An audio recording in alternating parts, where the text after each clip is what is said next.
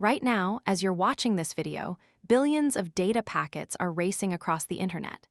They're sharing the same cables, the same routers, the same congested links. And here's what's strange.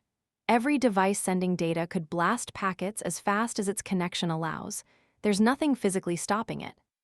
So what happens when too many senders flood the same link? Packets start arriving faster than the router can forward them. The buffer fills up. Packets get dropped. And the senders, not knowing their packets were lost, retransmit them, adding even more traffic to an already overloaded link. This should be a death spiral. More traffic causes more loss, which causes more retransmissions, which causes even more traffic. The internet should collapse under its own weight. But it doesn't. And the reason is one of the most elegant algorithms in all of computer science. It's called TCP Congestion Control, and every device on the internet is running it right now. This nightmare scenario isn't hypothetical. It actually happened. In 1986, the internet experienced what researchers called congestion collapse. The network between Lawrence Berkeley Lab and UC Berkeley, normally capable of 32 kilobits per second, dropped to just 40 bits per second. That's a factor of almost 1,000. Here's how it works. When a network link gets overloaded, router buffers overflow and packets get dropped. The sender eventually notices the loss and retransmits, but those retransmitted packets add to the congestion, causing more drops, which trigger more retransmissions. It's a vicious feedback loop. The offered load keeps increasing while actual useful throughput collapses toward zero. Almost all the bandwidth gets consumed by retransmissions of packets that will themselves be dropped. This is what motivated Van Jacobson to develop TCP congestion control in 1988. The core idea was simple but radical. Instead of sending as fast as possible, every TCP sender should voluntarily slow down based on network conditions. The solution is a variable called the congestion window, abbreviated cwnd. Think of it as a speed limit that TCP imposes on itself. The congestion window determines how many packets the sender is allowed to have in flight, meaning sent but not yet acknowledged by the receiver. If cwnd equals 4, the sender can send 4 packets and then must wait. As acknowledgements come back, the window slides forward, allowing new packets to be sent. If cwnd equals 10, the sender can have 10 unacknowledged packets in the network at once. The bigger the window, the faster data flows. A small window means slow transmission. A large window means high throughput. So the entire challenge of congestion control reduces to one question: how should cwnd change over time? Set it too high, and you contribute to congestion. Set it too low, and you waste available bandwidth. TCP's answer involves 2 brilliant phases: slow start and congestion avoidance. Despite its name, slow start is anything but slow. When a TCP connection begins, it has no idea how much bandwidth is available. So it starts cautiously, with cwnd set to just 1 MSS, 1 maximum segment size. The sender transmits 1 packet and waits. When the acknowledgement arrives, TCP increases cwnd by 1 for each ACK received. Since 1 packet was sent and 1 ACK came back, cwnd becomes 2. Now the sender can send 2 packets. 2 ACKs return, so cwnd jumps to 4, then 8, then 16. See the pattern? cwnd doubles every round-trip time. That's exponential growth. In just 10 round trips, cwnd goes from 1 to over 1,000.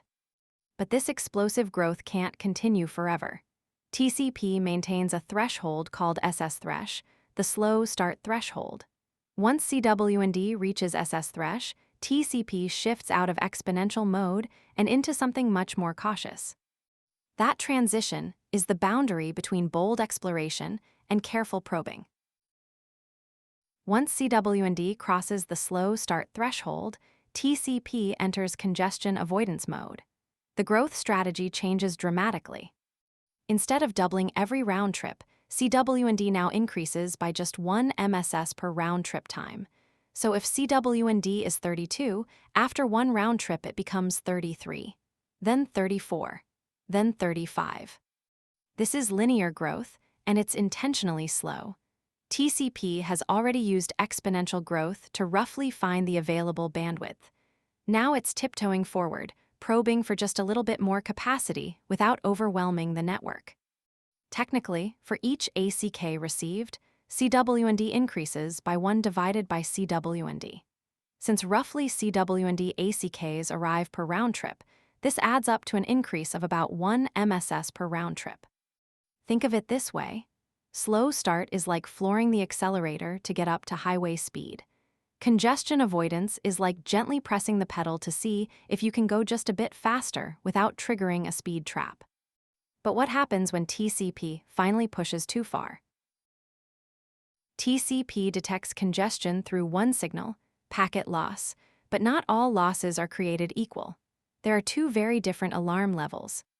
The first is a timeout. The sender transmits a packet and waits. No acknowledgement arrives. The retransmission timer expires. Complete silence. This is the severe alarm. It usually means the network is badly congested, possibly multiple links are overloaded, or the path has changed entirely. The second is 3 duplicate acknowledgements. The sender sends packets 1 through 5. Packet 3 gets lost, but packets 4 and 5 arrive fine. The receiver, still waiting for packet 3, keeps sending ACKs for packet 2 over and over. When the sender receives the same ACK 3 times, it knows packet 3 was lost. But here's the key insight. If later packets are still getting through, the network isn't completely broken. It just dropped one packet. This is a mild alarm. This distinction between a timeout and triple duplicate ACKs is critical because TCP responds very differently to each one. TCP's response to loss depends entirely on the severity of the signal. When triple duplicate ACKs arrive, the mild alarm, TCP performs fast retransmit. It immediately resends the missing packet without waiting for the timeout. Then it enters fast recovery. It halves cwnd, sets SS thresh to this new value, and resumes congestion avoidance from there. Think of it as a controlled correction. The network dropped one packet. TCP cuts its speed in half and carefully starts building back up. But when a timeout occurs, the severe alarm, TCP's response is much more drastic. It assumes the network is severely congested. cwnd drops all the way back to 1 MSS. SS thresh is set to half the old cwnd. And TCP restarts with slow start, going through exponential growth all over again. This makes intuitive sense. A mild signal gets a mild correction, cut speed in half. A severe signal gets a hard reset, start over from scratch. And when you watch this play out over time, something beautiful emerges. If we plot cwnd over time, a striking pattern appears. The congestion window grows linearly during congestion avoidance, hits a loss event, drops by half, and grows linearly again, over and over. This creates the classic sawtooth pattern. And it has a name, AIMD, additive increase, multiplicative decrease. cwnd increases by a constant amount each round trip, that's the additive increase. And it decreases by a multiplicative factor, typically 1/2 on loss. This pattern isn't accidental. It has a remarkable mathematical property. When multiple TCP flows share a bottleneck link, AIMD drives them toward equal bandwidth shares. Here's the intuition. The additive increase moves all flows toward more bandwidth at the same rate. The multiplicative decrease penalizes flows that use more bandwidth proportionally more. Together, these forces push every flow toward the fair allocation. The sawtooth isn't TCP failing. It's TCP constantly probing the network's limit, backing off when it overshoots, and probing again. It oscillates around the optimal rate, and that oscillation is the price of adapting to a changing network.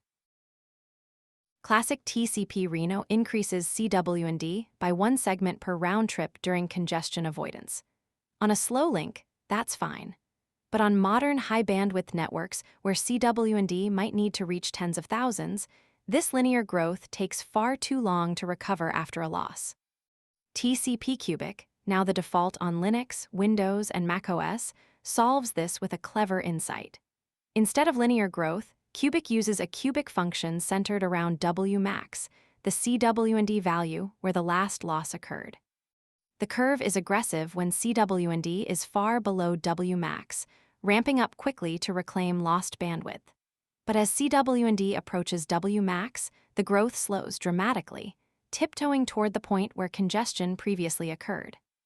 And above Wmax, growth is initially cautious, but then accelerates again, probing for new capacity that may have become available.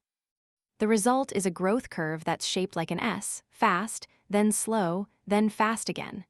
Cubic recovers bandwidth much faster than Reno while being just as careful near the congestion point. It's the best of both worlds. Let's step back and appreciate what TCP congestion control actually achieves. There is no central authority on the internet deciding how fast each sender should transmit. No traffic controller. No coordinator. Instead, millions of TCP senders independently adjust their own speeds using nothing but local information. Did my packet get acknowledged, or was it lost? And somehow, this works. Each sender runs the same algorithm. Slow start finds available bandwidth quickly. Congestion avoidance probes carefully. AIMD ensures fairness. And the whole system self-organizes into a stable, efficient equilibrium. Modern variants continue to improve the approach. Cubic adapts faster on high-speed networks. BBR estimates bottleneck bandwidth directly instead of relying on loss. QUIC moves congestion control from the kernel into user space, enabling faster iteration. But the fundamental insight from 1988 still holds. You don't need a central controller to manage a shared resource. You just need each participant to follow simple rules: increase cautiously, decrease quickly, and respond to feedback. Cooperation without coordination. That's the hidden algorithm that prevents the internet from collapsing.